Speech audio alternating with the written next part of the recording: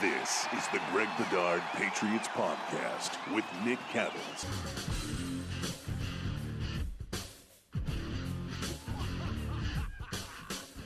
Hey everybody, welcome back to the Greg Bedard Patriots Podcast. Thought with Patriots training camp going, try to give you a daily update, or at least most of the time. So I'm going to go solo on this. Be kind. I don't normally do this, but I think it's important to keep you guys updated and, give you some content. So hopefully you're reading over at bostonsportsjournal.com where everything gets posted first and you get my thoughts on everything immediately there. But I figured the pod was a good way to sort of supplement that. Top news on the Patriots so far, at least through the first 2 days. I guess we can start with the Davon Godchaux extension, which the news broke last night from Adam Schefter. He reported that he has signed a 2-year, $20.8 million extension with New England. That includes about $18 million fully guaranteed at signing. What's interesting, I saw Drew Rosenhaus, Godchaux's agent, who I've known for over 20 years now, walking out. So I got a chance to catch up with Drew. He and Davon are excited about the extension, that they were able to get that done. He also remarked that with my weight drop, I look like I did back when I was at the Palm Beach Post when we first met in probably 2001. But anyways, so on the Godchaux extension, I wrote a column on it. Really, we'll have to see what the details are. Godchaux was in the final year of his deal.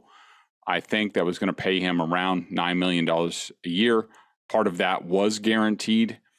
In my mind, if I had to guess on the contract, they probably guaranteed probably all of this year and probably all of next year. And then the third year, I would guess, is a little bit of fluff to help with the cap hits. This does not really shock me. I mean, everyone knows I'm not the biggest Davon Godchaux fan. I mean, actually, when he signed with the team, I was very excited because I saw what he did against the Patriots. I saw how he performed already in that same scheme with Brian Flores. I thought he'd be a natural here.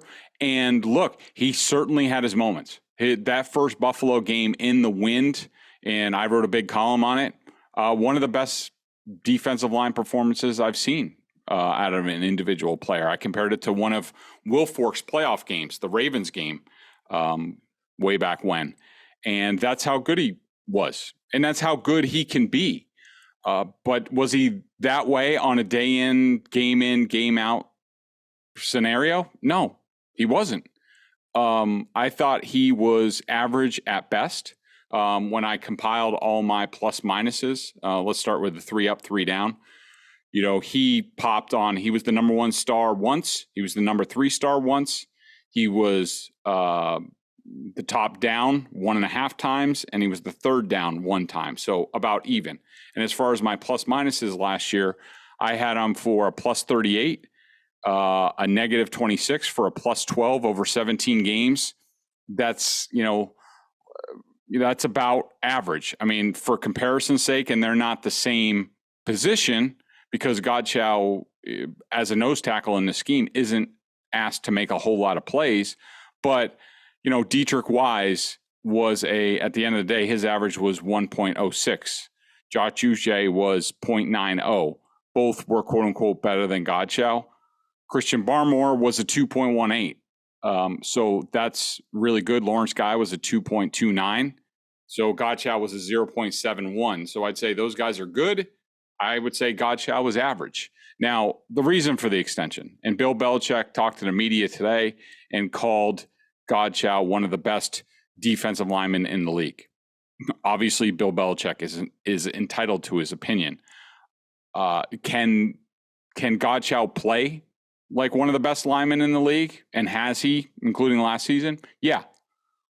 Over the course of the season, to say that he was one of the best defensive linemen in the league, I would say that's factually inaccurate. So I have a difference of opinion on that than Bill. Now, the reason for the extension, in my mind, first, it gives you a little bit more cap flexibility. We'll have to see the final details on that. But the biggest reason, in my mind, is, and this is why I wanted the Patriots to take a defensive tackle, whether it was Travis Jones from UConn early. There was a guy from LSU who was sort of my mid-tier guy. I'm just looking because I named him in my column. It was, I don't have it up right now, but I will get that. But anyways, the Raiders took that player in the 4th round, like one spot ahead of the Patriots. They might have even traded up to do that, to sort of jump the Patriots, Josh McDaniels and Dave Ziegler. Neil Farrell was the guy in the 4th round. The reason I wanted them to take a nose tackle is because it wasn't that I was unhappy with Godchaux, even though that was part of it. I didn't think that he played to his contract last year. I didn't think he gave the Patriots what they needed on defense. And I thought that they needed to at least get a developmental guy, because looking down the line, Godchaux was going to be a free agent after the season. They had nothing in the pipeline. Basically, a nose tackle, the Patriots have Godchaux and Carl Davis. And there might be one other guy who's new, but that's it. That's all that they have. And for a Patriots defense, that's very shorthanded, and it's not a good idea. So my idea was draft a guy, someone that you think has a ceiling that could be pretty good in a year, with a year of tutelage. And then you get to the end of the season. Do you think that Godchaux is worth it and bring him back? Okay, fine. But if not, at least you have a backup plan. And right now, the Patriots, when they didn't draft an interior defensive lineman, they don't have a backup plan. So basically, they back themselves into this corner that even if they say they drafted a nose stuffer in the 1st or 2nd round next year, is a college guy, the way the college game is played, going to be really going to come in here and 2-gap the way the Patriots need it immediately and give them starting caliber play? No. So you're wedded to Godchaux this year. By not drafting a guy, you're wedded to Godchaux next year. And again, he's not bad. He's at least average. He's probably better than that. And so the Patriots basically had no choice. They backed themselves into this corner. So why not, to get a 3rd year, to give some cap flexibility, why not guarantee this year and guarantee next year he's not going anywhere? They don't have anybody else to turn to. They could get some street free agent guy. That's where they were last year, or 2 years ago, when they were the worst run defense in the league. I mean, they were in Football Outsiders rankings, they were 32nd. Now, they were 10th this year. But in terms of Godchaux and what he did, it's not all on him. But some of the analytics on the Patriots, I think, lie in terms of their, in a lot of ways, whether it's mostly their defense and their run defense. Because if you look over the balance of the season, 17 games, their numbers aren't that bad. But that's also taking a lot. You're not taking a lot into account. I look at the Colts game where they got a huge game. They needed the game. They got completely run over on run defense.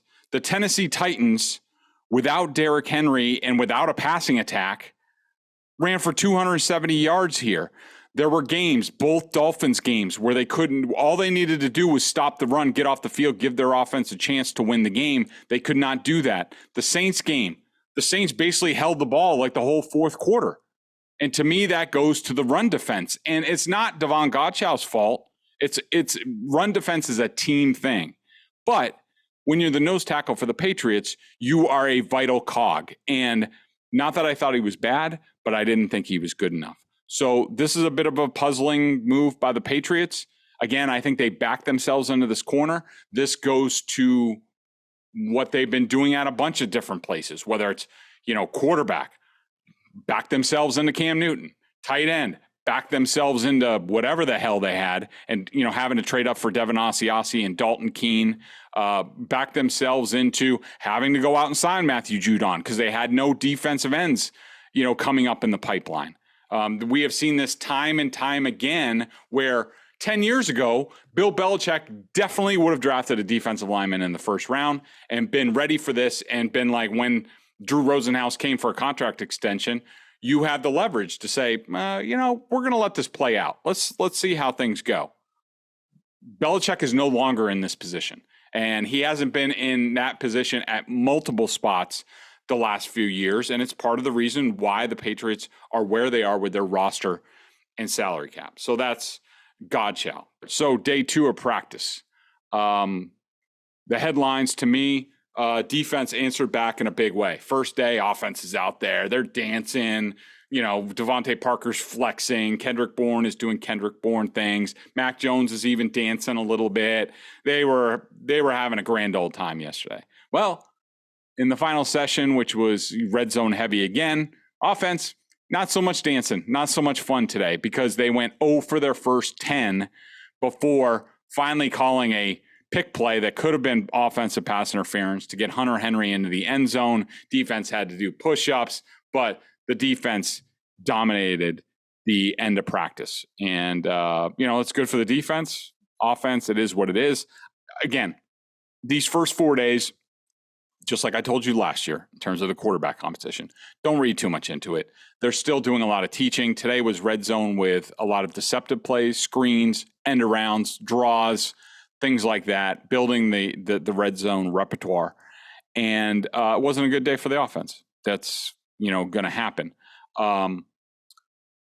Also, Bill Belichick got involved with the play calling today. Matt Patricia still seems to be in charge of the offense, but Bill Belichick was definitely calling plays at some times, and including getting in Mac Jones's ear and relaying that to him. So that was an interesting development. No Dietrich Wise today. Don't know why. That meant Henry Anderson got more reps. We saw a little bit more of Josh Uche. I will say even Anthony Jennings ended up as a sub-defensive interior pass rusher. I wonder if that was Wise related. Pierre Strong was limited again. Not a whole lot of injury news. Mac Jones was 11 of 18 and 11 on 11s. Bailey Zappi was 5 of 12. Hoyer got no reps. I'm guessing that's veteran rest. Bailey Zappi, looked fine. A little bit wild. Needs to tighten up his mechanics a lot. Certainly has enough velocity.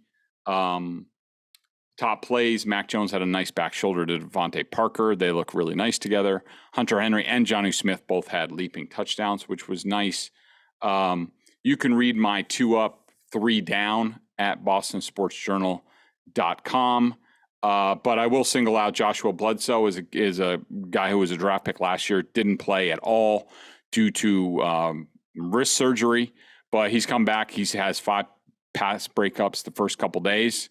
That's good to see. I don't know where he plays in the secondary because it's still, or at safety because it's still crowded, and we haven't even seen Jabril Peppers on the field. Let's see what else. Cornerbacks were largely the same. Mills, Wade, and Mitchell were the first group. Butler, Marcus Jones, Jack Jones. But I will say Butler seemed a little frustrated at times. They made the defensive backs use mittens to keep them from grabbing, which you kind of have to do a lot in the red zone. It's part of Malcolm Butler's game. He seemed a little bit frustrated today. Bentley and McMillan were the starting linebackers. Wilson and Tavai worked together. McGrone and Lange were kind of the third group. And I think that's it. They're back at it 9:30 Friday and Saturday. They'll be off Sunday. Appreciate you guys checking in. Read all our stuff over at bostonsportsjournal.com.